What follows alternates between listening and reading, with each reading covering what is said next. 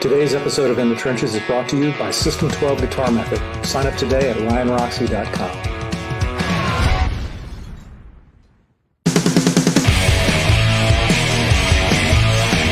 In the Trenches with Ryan Roxie.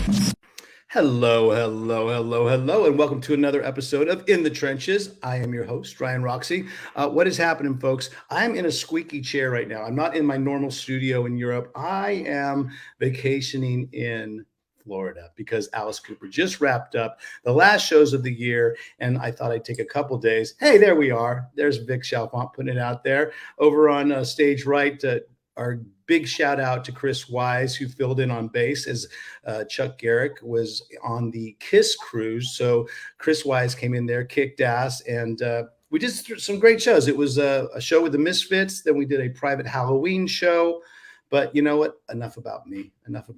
It's about you guys. It's about you guys right now hitting that subscribe button, hitting the like button, helping us out with the algorithm. If you're listening to us on an audio broadcast, thank you very much. But we want you on our YouTube channel. That's Ryan Roxie official YouTube channel, because that's where we get the views, and that's where you get to see our guests, and it's where you get to be into the live chat, where we love having you in the live chat right now. Hello, everybody. Hello, Lynn.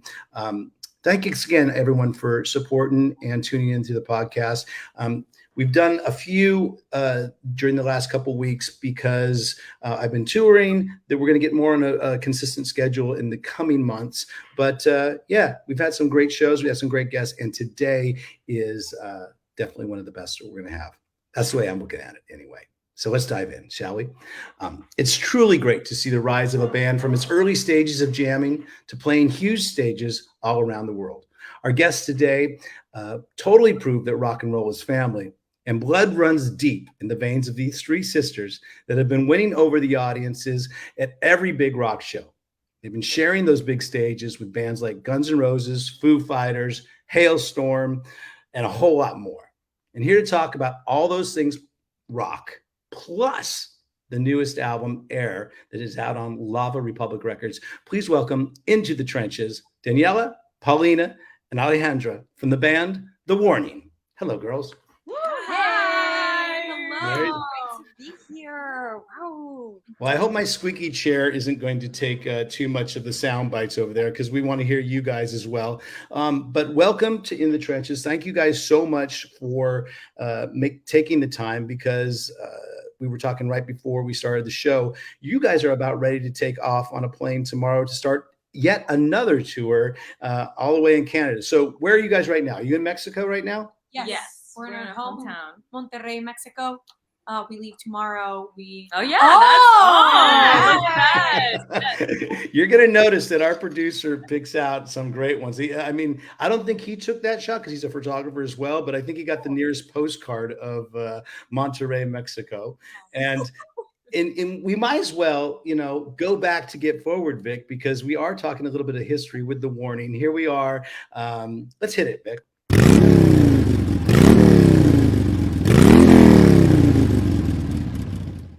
So Daniela, Paulina, and Alejandra, The Warning, you guys formed in Monterrey, Mexico. I met you guys very early on when you had just not when you just started, I don't think, but it was early on in the early days of The Warning, and we played a show. What was that show that we played in Monterrey? It was a festival. It was called Mother of All Rock Festivals. Mm-hmm. It was in Monterrey, Mexico. It was like one of our first big festivals in Monterrey. Mm-hmm. A long time ago. I think I was 15. We look like babies. Yeah. I know. And I remember your manager, Rudy. Yeah. That works in your manager. He was very instrumental in introducing me to, I think it was a crow that was like a bird that was on. Do you remember that bird that was just hanging out? Did you hold the bird? Yes, I did. It was really. I did hold the bird. And do you remember the other bands that were on that festival when we first played? I think it was Def Leppard. It was Vince Neil. It was Tyler Bryan and the Shakedowns, Tesla. I think Buck Cherry was on that. Wasn't Buck Cherry on there? Yeah. So there you go. So that started out, a bunch of touring and a bunch of just probably a whirlwind. And you can see from these early pictures, you guys have been into it from an early age. Who was the first one to pick up an instrument of the three of you? It was at the same time. Yeah. Danny and I picked up the piano. I was 4. She was 6. Yes. And I was like a year old at that time. So no instruments for her at that but time. After that, we played the piano for a while. We played classical music. And then our parents bought us the video game, The Rock Band. And that's when we really fell in love with rock and roll. And we picked our instruments from that game. Danny picked the guitar. And technically, I was the first to pick another instrument, and I went with the guitar. But Pau was so good at the video game and the fake drums. I was just like, "Do you want to play the drums?" And my sister was like, "Yes." So we kind of started at the same time, just months apart. Yeah, I love it. Yeah, because it's you guys are all listed. I mean, you all sing, but plus you all play piano. So was that kind of like the first one that started, the first instrument that started it all? Yes, definitely. And I feel like the piano plays a very big part in the band today, especially how we write. Because when I start writing, I don't play the guitar. I wish I did, but I've tried teaching. It's not my thing. I've come to peace with it. But so the piano is great for me. Yeah.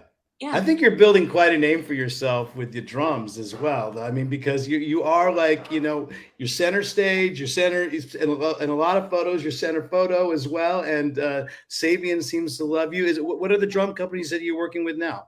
Oh, so I'm part of the Sabian family, and I'm not part of the other families, but I play with DW and Big Firth. Yeah. There you go. So shout out to some companies drum companies. Always like to give them that as well. And what are your guys' weapons of choice when it comes to guitars? Do you have whatever's right for the song, or do you have a particular kind that you like especially? I would love to go whatever's right for the song, but I can't travel with that many guitars at this point. But one day I will. You will. Yeah. But I'm part of the PRS family as of right now, and I love my PRSs. And in my how do I say it? In my touring case right now, I have a Gibson Explorer that was gifted to me by Lizzie Hale. Oh, that's nice. Yeah. I know. Is it one of her signature series? Yeah. No. It's not. He actually said that they worked with Gibson to make one specifically for me, so that I feel comfortable in it. Wow. That's even better. That's even better. Yes. And Alejandra, what kind of basses and bass gear are you playing with? So I am part of the Spectre family, which I started playing Spectre 4 years ago, maybe. I think so. Yeah. And it was the first full scale bass I ever used, and now I play with a 5-string bass. And I love my Spectre bass. I really do. Yeah. And we both play with orange amps. Oh yeah, forgot about the amps. Well, what about I'm curious about the 5-string bass, because I play with so many bass players that have the 4-string traditional. When did you make the transition, and do you find the 5-string bass really helps you out as a trio? Yeah, so a lot of our songs I had to tune down my E string when I used the 5-string bass. Drop D. Yeah, no, not even drop D. I used to go all the way to C sharp, and the E string sounded horrible. And too floppy. Yeah. And so I was like, maybe I should start playing with a 5-string bass, because we really do use those low notes because we are a trio. And I started playing a 5-string bass 3 years ago, maybe. Yeah. I think. You actually got used to it mid-pandemic. Yeah, I got we used weren't to it even playing live. Yeah. And honestly, it worked out really well because I had time to get used to it. Learn it, yeah. Yeah, and it honestly helps a lot. I really do like playing with a 5-string bass, and I feel like if I grab a 4-string bass, I will miss that. That lower one. Yeah, I got you. That's cool. That's good. You know what? That's about the most amount of questions I think we've ever had on the podcast about bass. And we've got lots of bass players on as well. But here's the thing. I see a lot of comments coming up, and honestly, if you're listening to this on audio broadcast, we want you on the Ryan Roxie official YouTube channel, so you can not only be in the live chat, but you can also see the warning, and you can see all these great comments that are coming up and be part of the live chat. There's a lot of people that are excited to see you because you're in Mexico tonight or today, but then tomorrow you are flying to start yet another tour in good old Canada. So you're flying over the U.S. and tell us about this next tour and what's happening like basically tomorrow. Okay, so this is a tour we're doing with 3 Days Grace. We were invited by them to open up their shows in this leg of their tour. We're super excited. Yeah. We've been to Canada before, and we played a couple of headlining shows, and the people are just great. Yeah, so it's really exciting to go back and not only go back and like play, but sharing the stage with 3 Days Grace, which is a band that we've listened to like in our. I was gonna say in our younger days, but we're still really young, so that just yeah. But it's gonna be awesome. We're kind of nervous about the cold. I mean, we're from Mexico. It doesn't get that cold over here. No. So we were talking about what you're going to actually pack. And I said, the last couple Alice tours, I've been trying to pack as little as possible in my bag because I always end up bringing back more stuff when I'm done with the tour. But for this one, especially we're in November 22, global warming isn't that intense yet. So I think Canada is still going to be a little bit cold. If I were you, I'd bring at least a sweater. At least.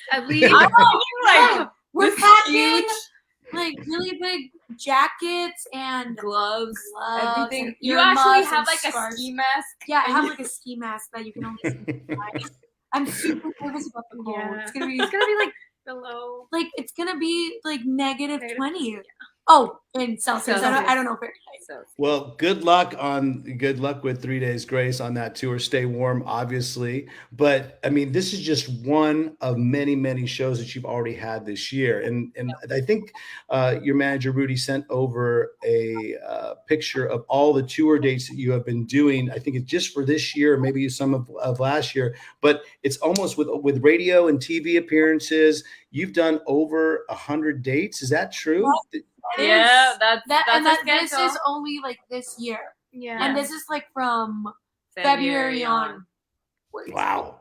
Well, that dives us into the actual mode of touring because there's with the band, you learned how to play. You cut your teeth in Monterrey, Mexico. You put the first album out, I believe it was in 2017, right? With 21st Century Blood. Was that the first album? Yeah. And then, but between going in the studio, you're constantly touring. I think one of the, most challenging things about being on tour is the off stage. It's not the time you spend on stage; it's the time you spend off stage. So. I'm not going to give myself credit for this question because I'm going to give myself credit to a Canadian. This is a little version of the show that we call Let the People Speak. And I know, Vic, I'm coming in a little bit before it's supposed to come in, but that's okay because this is Let the People Speak. And it's coming from a Canadian because you guys are going to Canada. He plays in a band called Sticks and Stones. Nick Lasante, he's in a band with his brother. So he has a couple questions if you don't mind. Vic, run it. Of course.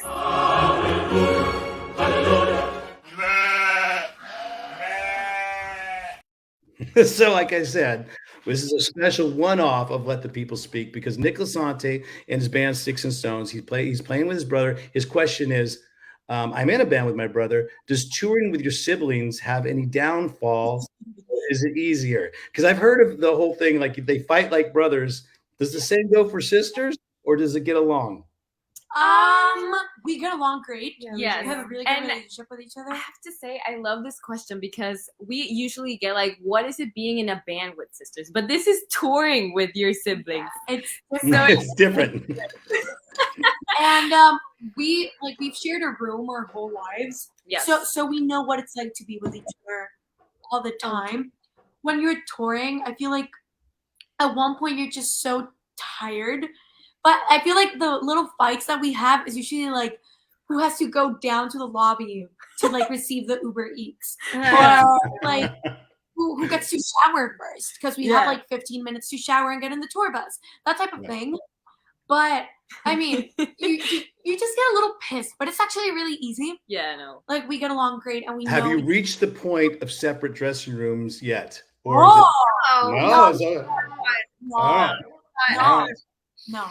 right. So it's not the point of separate tour buses and separate dressing rooms just yet. Not Motley Crue yet. You are not Motley Crue yet. And you know what? You won't be, because you know what? I have a feeling that you will be together for years and years to come, because you have so much. You've just started, but you have so much to go with. The second question Nick Lasante had is, how are you girls balancing touring and education? Okay. So we finished high school, the three of us. We graduated from high school. What was it, like? You and I, we graduated like a year ago, I think. Danny graduated a long time ago.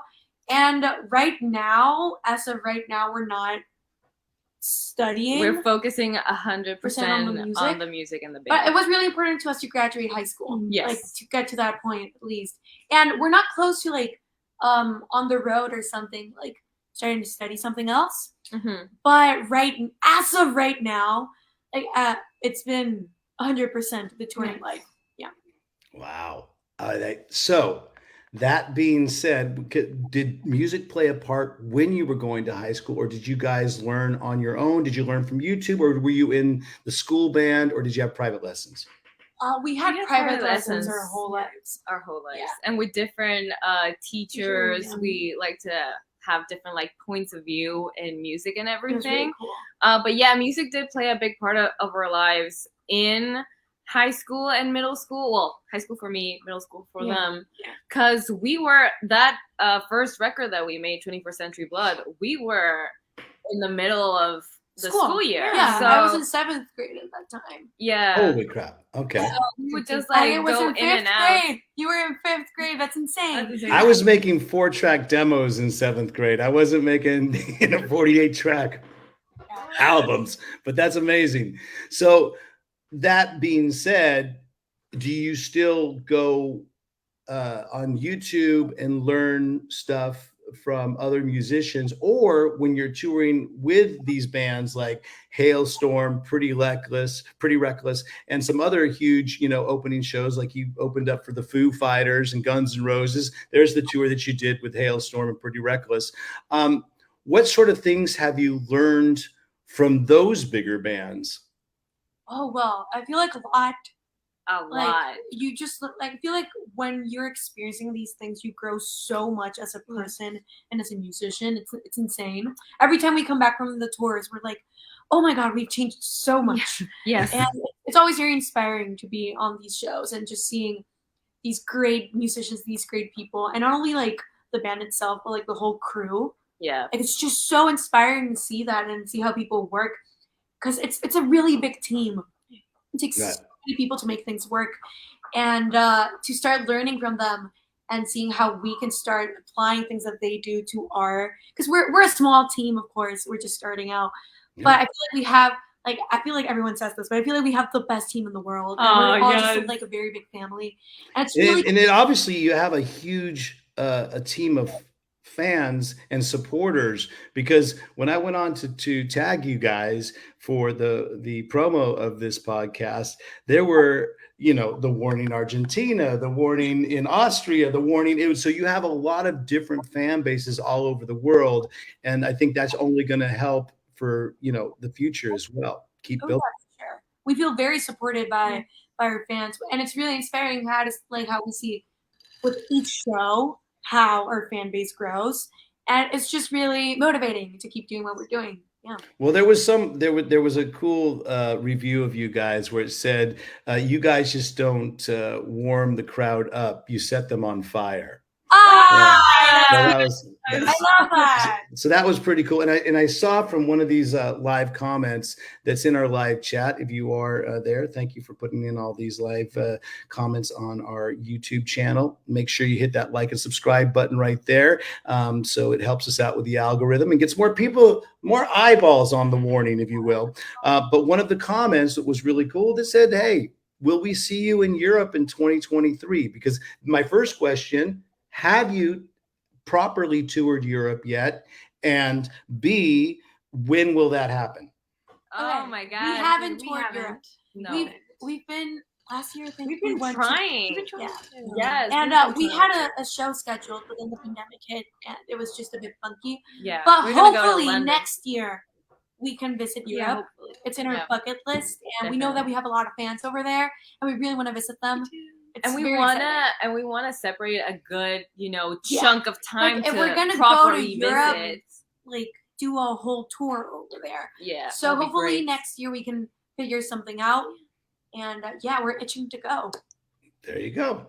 Well, hey, you know what? We have this thing on the podcast that we call Hot Topics, and it's kind of some hot button issues every once in a while. There you go. Thank you very much for putting that amazing logo up, Hot Topics. But one of the questions that we just had a lead singer of 6 a.m., James Michael, on a recent podcast interview was about backing tracks and whether you think that backing tracks is something, because you are a power trio and you guys have probably started out, just as bass, drums, and guitar. But as you progress, as the albums progress, as you get larger and larger, what is your feelings about using backing tracks? And being that you all sing already, do you use any backing tracks to support the sound, and is it that big of a deal, for younger bands and younger crowds, or do people just kind of accept it? Okay, I feel like backing tracks are sometimes, like, for us that we're a power trio, like when Danny solos, if we have backing tracks there to have like some sort of guitar. So the bass, yeah, some sort of foundation, a layering of a guitar, perhaps. If we could have another musician with us, that'd be fantastic. But like we can't. So I feel like backing tracks, especially like with starting bands, it's a huge thing. You feel being supported, and when you're writing, you have like certain freedom to do whatever you want because you know that you can kind of have it there. I feel like there's a fine line when overdoing it. Yes, like if you can hear more backing tracks than the actual band, well, it's kind of like. Or if you don't have the backing tracks, your song doesn't work.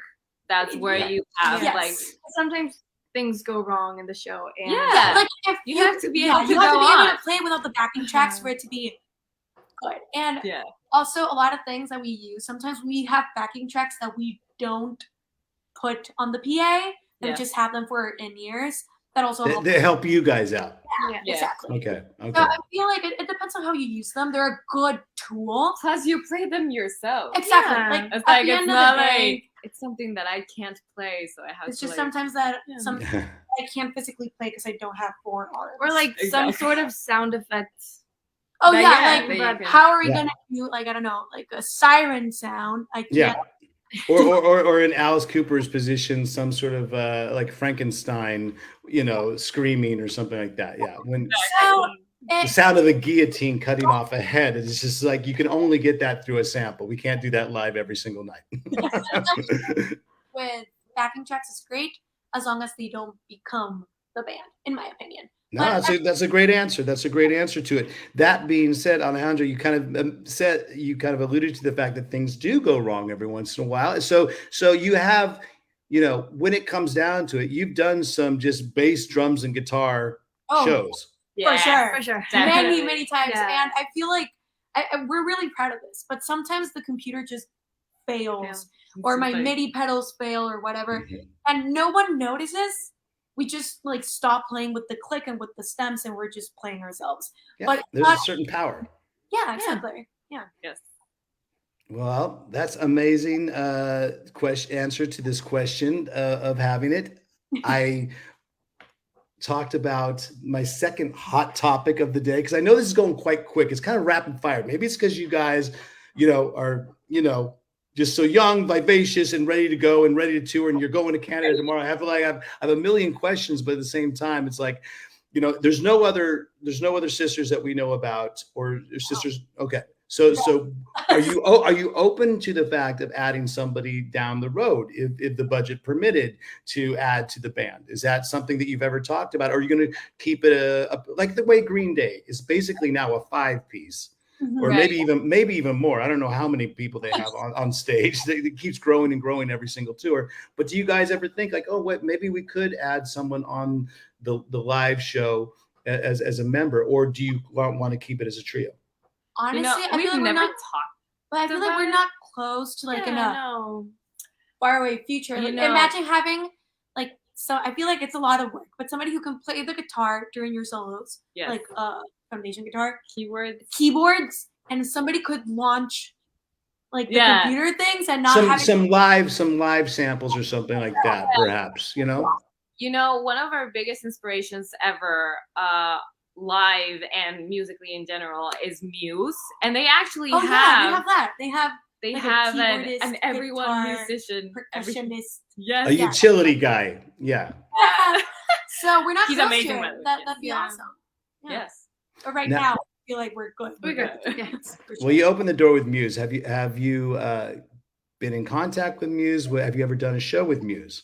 We've Well, never done a show with me. We just played in the same festival though. We did an aftershock. We played in the same festival. We've seen them like 5 times Live. live. They reposted some of her stuff various times. Yes. We haven't opened for them though. No. It's like it's one of those bands. We're putting it out there right now. We are putting it out there right now. Muse? Yes. Good. Well, I mean, you know what? When you put things out there, they tend to happen. They tend to, and even if it takes years and years and years, things actually do manifest themselves, because that is one of the questions that you had. One of the first viral videos you guys ever had was Enter Sandman by Metallica. And then you actually are now part of an album with Metallica called The Blacklist. How did that all come about? And did it have anything to do with, 7 years ago, making that viral video of Enter Sandman? Oh, it definitely did. Yeah. Yes. We had a history with this album, with this song.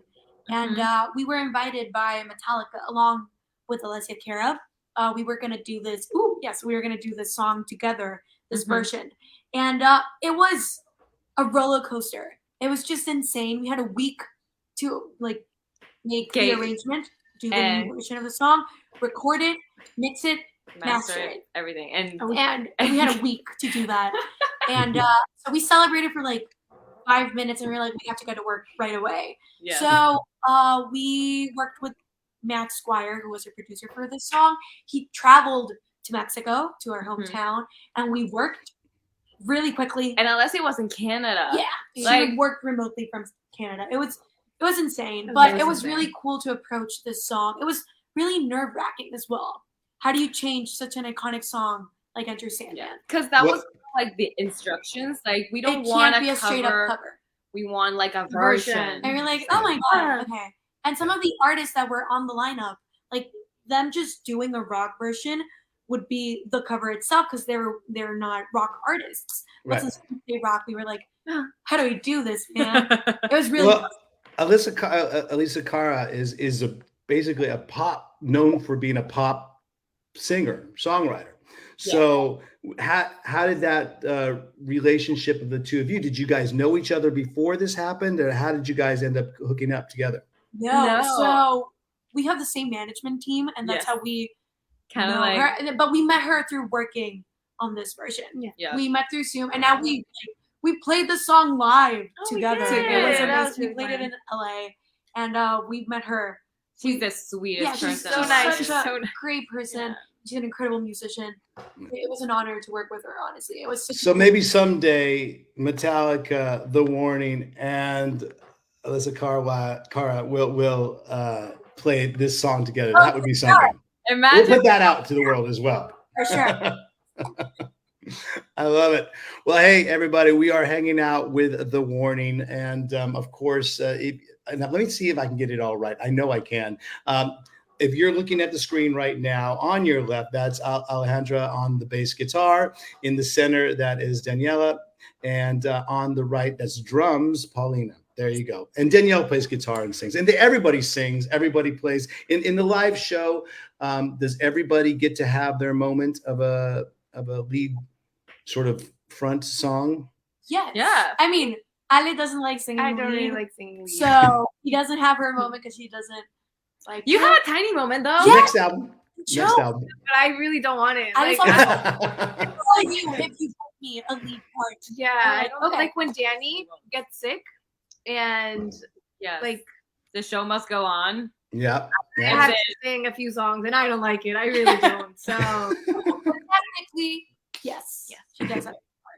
I love it. I love it. Well, hey, we're going to take a quick break and we're going to come back and we're going to talk a little bit about all the newest stuff that's been happening to you, the new single, the new album, Air, that is out on Lava Records. And of course, we're going to talk about learning guitar. And Vic, I'll just put out a little bit of System 12 because I have a guitar learning system.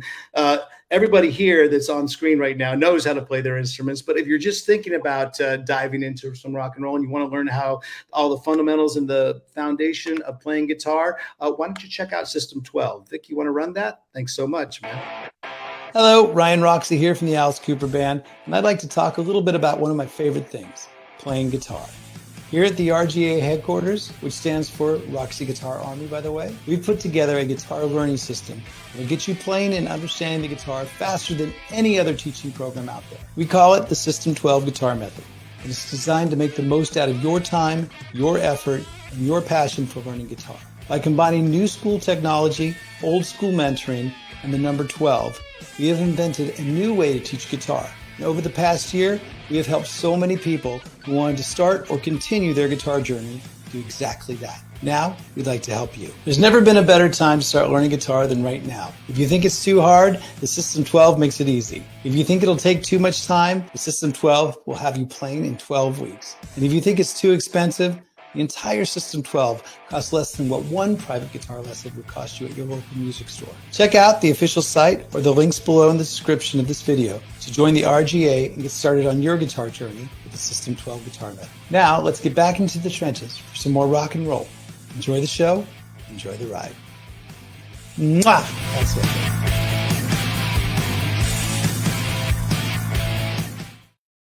Thank you very much, and welcome back to, I guess you could say, part 2 of The Warning. The Warning is about ready to head off on a Canadian tour in support of their newest record called Air.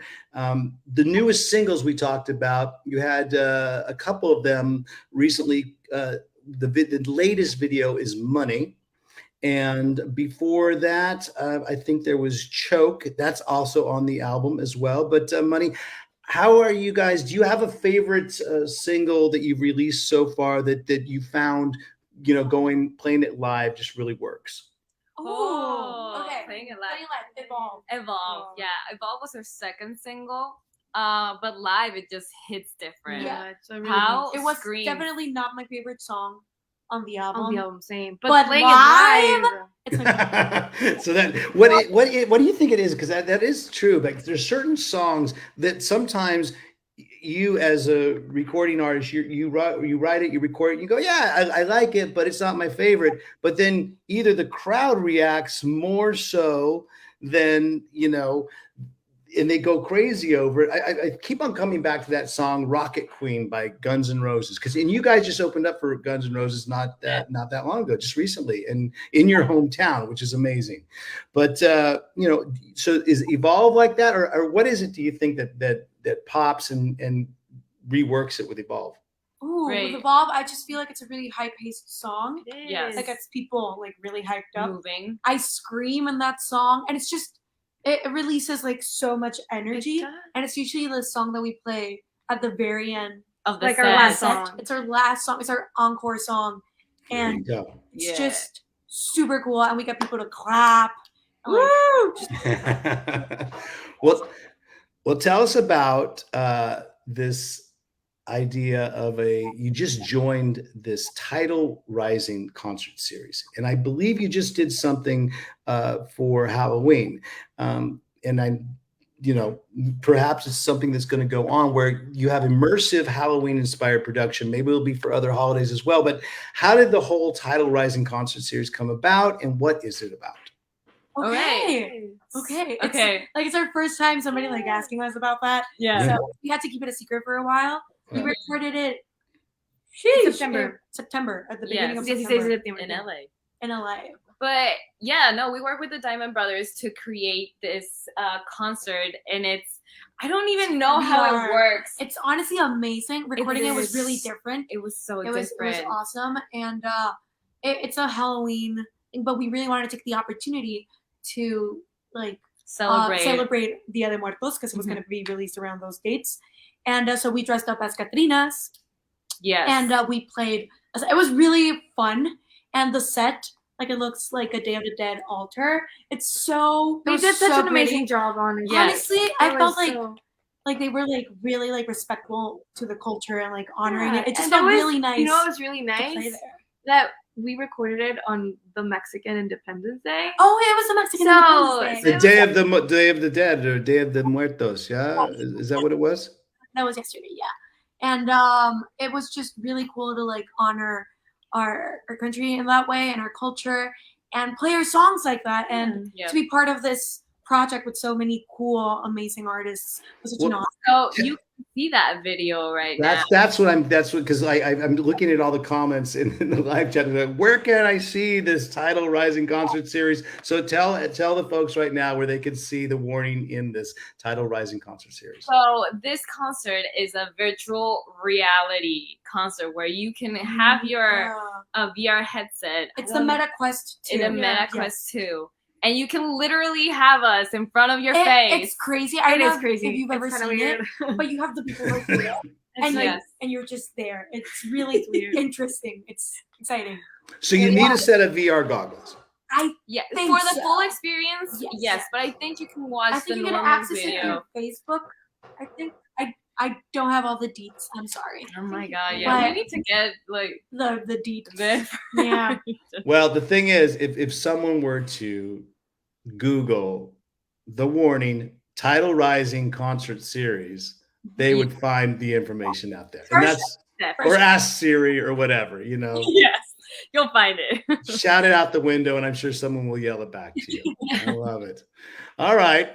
Well, the other thing I want to talk about, because I've been noticing it the whole interview, and Daniela, this is something I think that comes that we have very much in common, and it's a tough one because it's not been an easy year for us.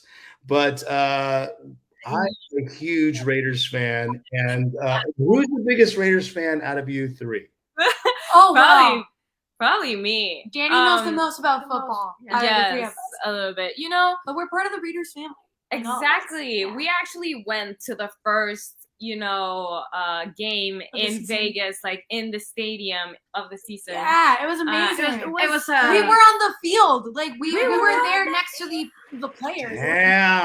Damn. Well, I mean, I was at the game last week at the New Orleans Saints, and that was kind of like the dagger in the heart for our season this year. And I don't know what's wrong with it, but I'm so glad that you guys got to see it. Were you able to play at the Allegiant Stadium yet? Oh no, not yet. It's coming. Put it out there. But we played in various Raiders events. But we saw Santana play the national anthem. Yeah, it was cool. Yeah. Woo. There's Plunkett. There's you and Jim Plunkett. I love it. So what started you guys off being Raider fans? Was it because when the Raiders would come down to Mexico and play their games? Because they played a bunch of games. They were like the home team in Mexico for a while, right? Yeah, they have a very big Mexican fan base. Actually, I think that's kind of like how because we have been with an airline. Is that how there was this partnership with the Raiders with an airline here in Mexico. There's a direct flight from Mexico City to Las Vegas because of them. It's like the official Raiders flight.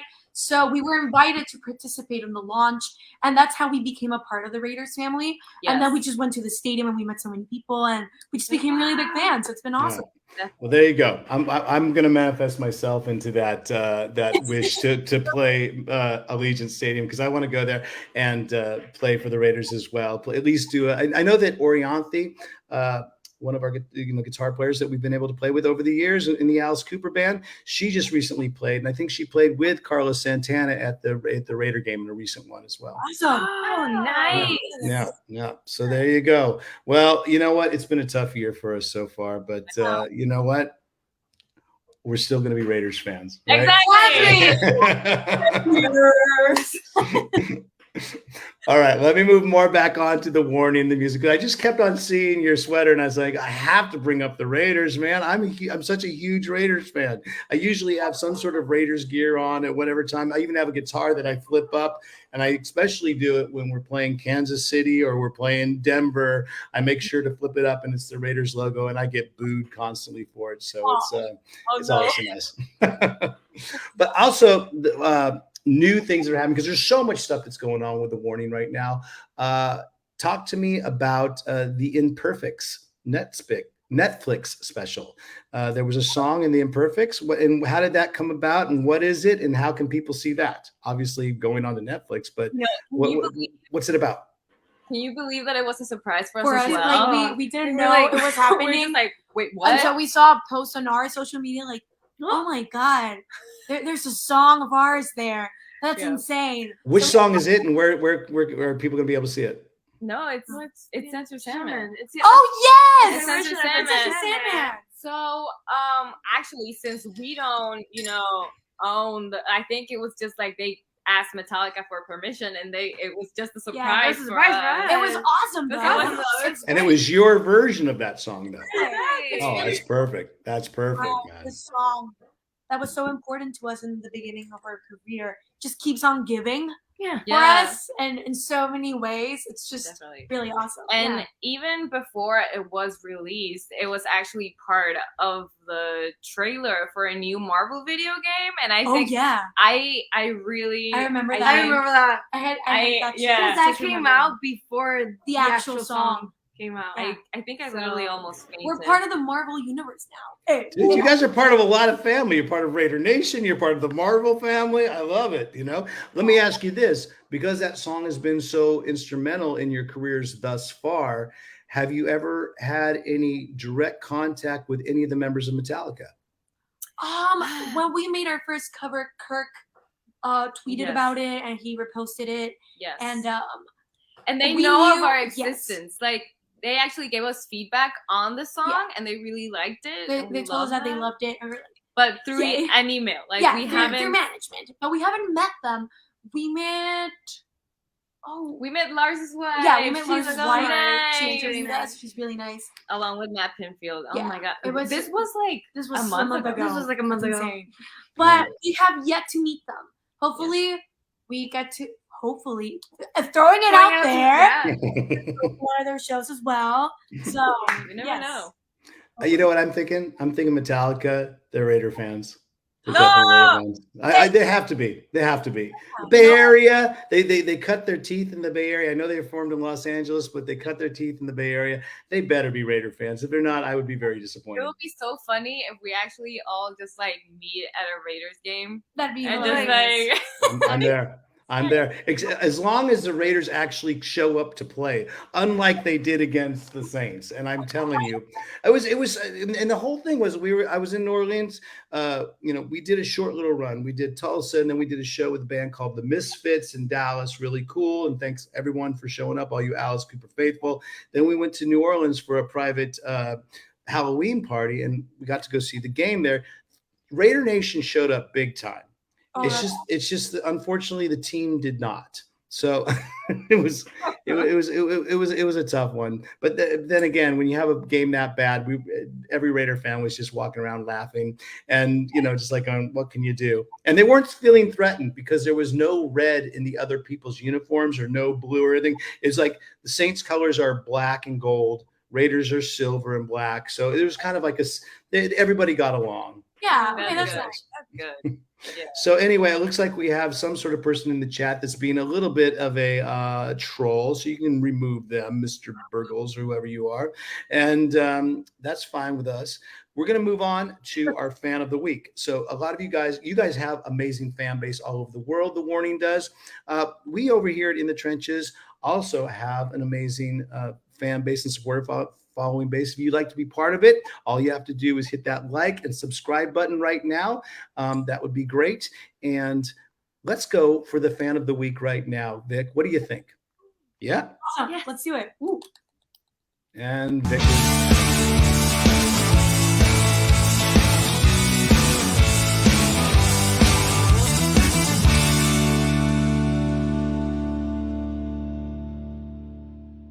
This week's in the trenches fan of the week is James McWilliams. There he is playing my Gibson Les Paul.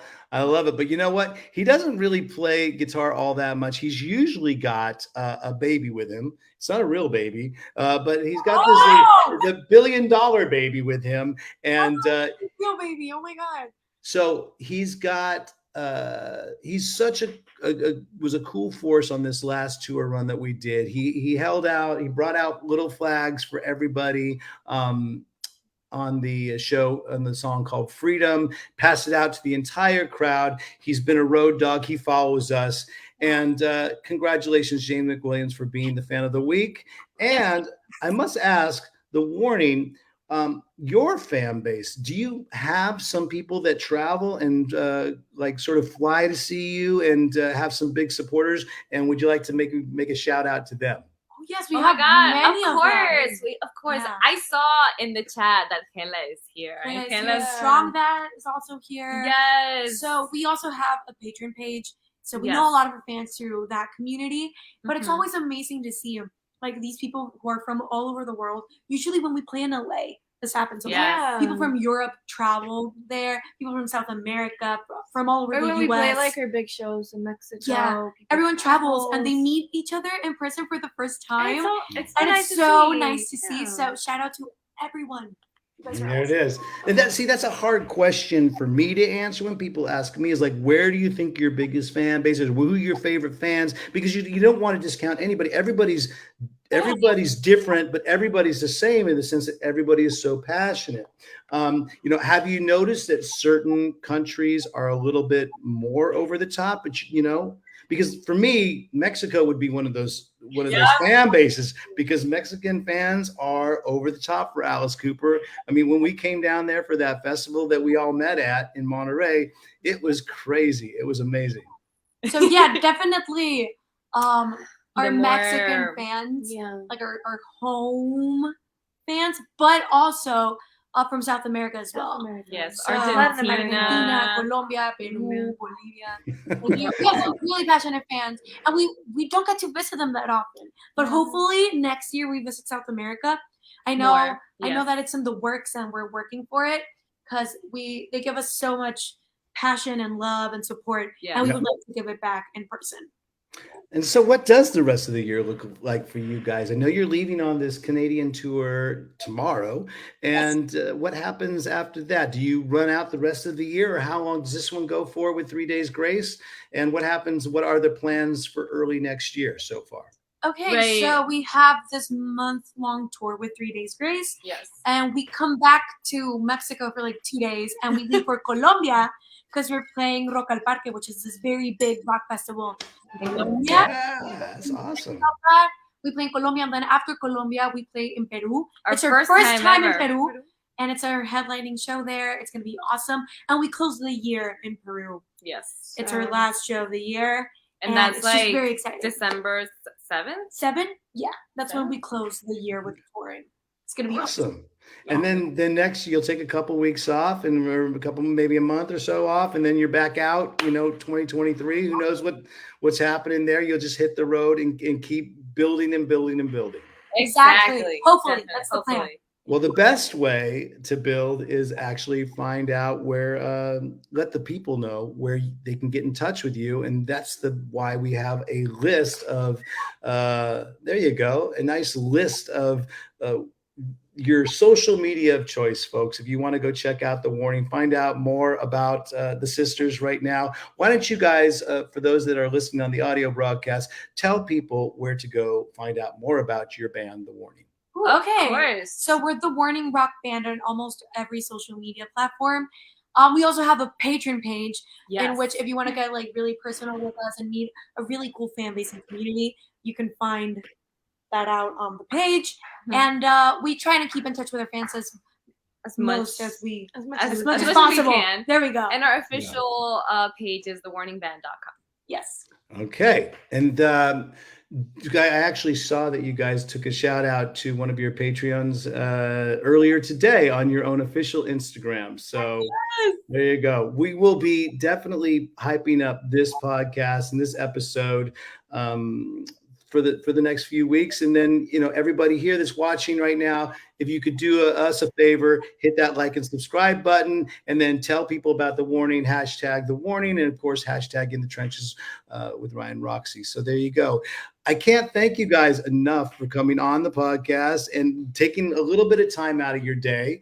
I want to know one last thing about being that you are such a young band, but you do have so much experience behind you already. Is there any sort of saying or advice that you might give to other people that are watching and forming in bands and saying, hey, I want to do what they're doing right now that has helped you? Do you have any sort of band advice or life advice for our listeners on In the Trenches today? When everyone, but when we received this question, we're like, oh my God. Because we feel like so I feel like I should be receiving advice instead of giving it. I feel like something that has really helped us in life in general, but I feel like it's a really important part of working in creative outlets, but communication is key. Make sure to always communicate what you're feeling in a processed way and calm way, but people can't guess what's on your mind. Yeah. You can't expect people to understand everything that you're going through. You need to communicate for that to happen. And also just be kind. I feel like kindness goes such a long way, especially in our line of work. Because we meet so many people every day, and to leave with a good impression, but also with a good taste in your mouth. That makes sense in Spanish. I know it's not. Say it in Spanish then, because that's good. Con un sabor en la boca. Because it leaves you you really want to go back to those places where people treated you nicely, and just give it your all. Because every show is even if there's only 20 people in the crowd, those 20 people this could be the show of their lives, and they're just really excited to be there. So we always try to give the best show we possibly can everywhere, and that always makes a difference, not only to the crowd but also to your crew and to be the true band to yourselves. Yeah, it's a lot of hard work, but yay. There you go. Well, thanks so much for giving all your time today and all the great answers that you had. Go check out The Warning, their new album, Air. I know there was a question earlier. Is it going to be available as a physical release coming out soon? And when can people expect that? Talk to us about it. Okay. Yes, we have the CDs. We do have some. The vinyls are still in the works printed. Because pandemic backed up a lot of things. All the factories. But we have CDs now. You can get them signed in our store. You just hit up thewarningband.com, and our online store should be there. And yes, thank you for your time, Ryan. It's been awesome being here with everybody. And maybe we'll do a little tour catch up at one point next year. And maybe, hopefully, because we've thrown it out there to the world a couple times, we'll see each other at the Allegiant Stadium, at a Raiders game, or we'll see each other again on the same stages somewhere, in this crazy world of rock and roll. Once again, let's put up those links one more time, Vic, for The Warning. Obviously, if people want to come and check out any more, choose your social platform of choice, your social media platform. The Warning Rock Band, pretty much on every single social media platform. But the main one is thewarningband.com. You can probably find all those links there. For next week, folks, I don't know where our guest is going to be. All I care about is today we had The Warning. Thank you so much, Alejandra, Daniela, Paulina. Thank you so much for being part of the Big Rock Show. And everybody, thank you for being a part of listening to it. Make sure you tell a friend, tell an enemy. I don't care, because we'll be back with another episode of In the Trenches really soon. Thank you so much, Federica, for helping out with the script. Vic Chalfant for producing, putting up all those great pictures. And you know what? The Warning. Love you guys. We'll see you again soon, okay? Thank you so Thank much. you so much. See you guys next time. Well, next time, everybody enjoy the ride. Have a good one, folks. See ya.